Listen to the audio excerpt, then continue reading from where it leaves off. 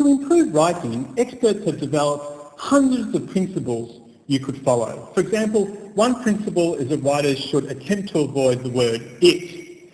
Another example is that writers should always include a noun after the word this, such as this cat. But for many people, writing improves most rapidly after they learn how to construct paragraphs effectively. Now you might assume this skill is very basic, yet most people actually don't write paragraphs effectively. On this slide is one paragraph.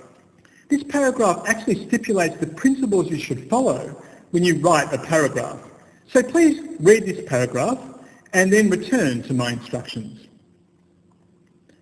So let me discuss each principle in more detail. First, each paragraph should concentrate on one specific argument.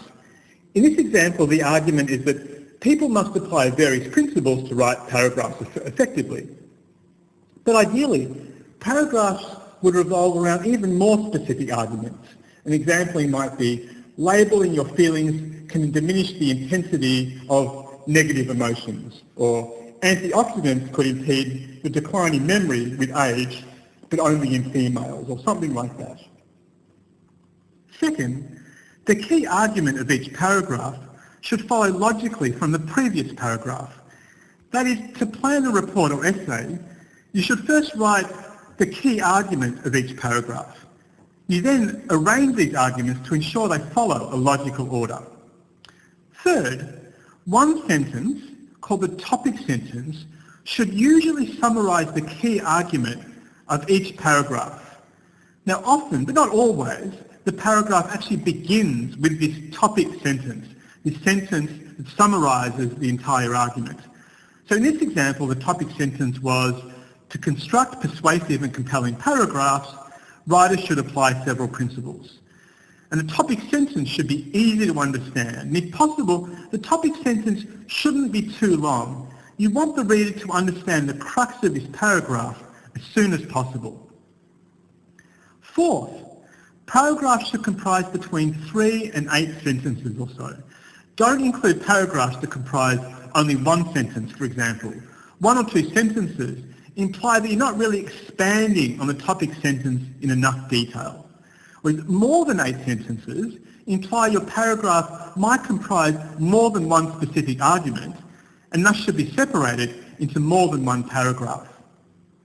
Finally, each sentence in the paragraph should follow logically from the previous sentence.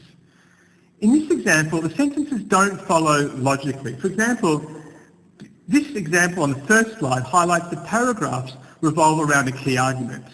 And then later, this example highlights the one sentences summarise this key argument. And if the order of these sentences reversed, the reader would be confused. It wouldn't really make as much sense. So to write a compelling paragraph, the principles are actually quite straightforward, but students often struggle to write paragraphs well, nonetheless. So my recommendation is to first list all the specific arguments you want to include, as precisely as possible, and then arrange all these arguments, that is, all the information you want to include, in a logical order, and then convert each of these arguments into a simple topic sentence, and then finally write the other sentences in the paragraph.